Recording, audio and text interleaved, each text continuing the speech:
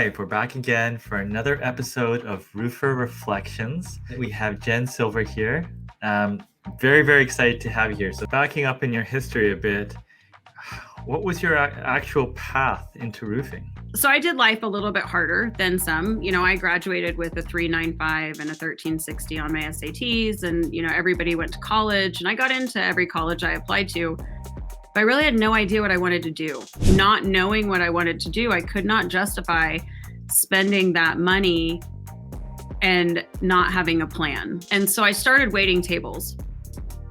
And I was making like $1,000 a week waiting tables. And I just couldn't justify not staying in the restaurant business. The hours of the restaurant business are hard, right? And I became a GM by 24. Then I decided I was going to do mortgages right when the market crashed. And then I went into grocery store management and eventually was a district manager for a grocery store chain. When I met my husband and we got married and we moved to Japan, I didn't work. I didn't work for almost 7 years. After Japan, we got stationed in Utah. So I had to figure out what I wanted to be this time around when I grew up. I saw these, guys that were in outside sales. I'm like, man, I like that job. That's what I want to do. I want to do outside sales.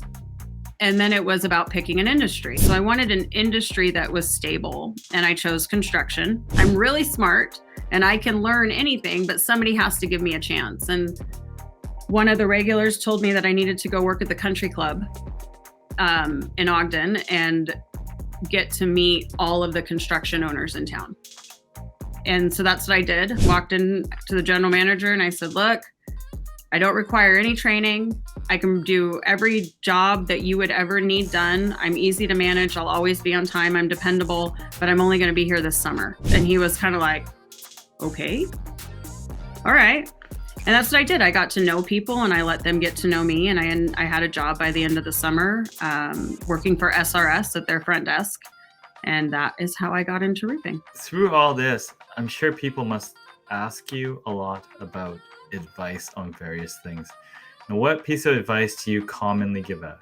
So I have advice on a lot of different things, right? Because there's so many different aspects to running a business. The biggest thing that I'm trying to focus on is having roofing contractors stay in their lane.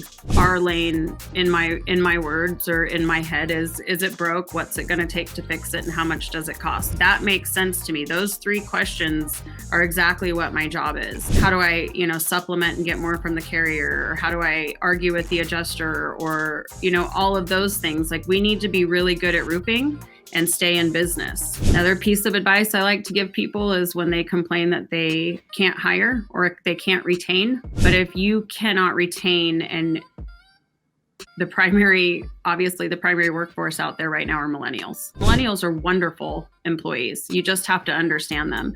But if you can't retain millennials, it's not a millennial problem, it's a culture problem. What do you say to someone that's considering the roofing industry as a career jump or a venture? Well, I think that roofing can be very lucrative. However, sometimes the barrier for entry is too low.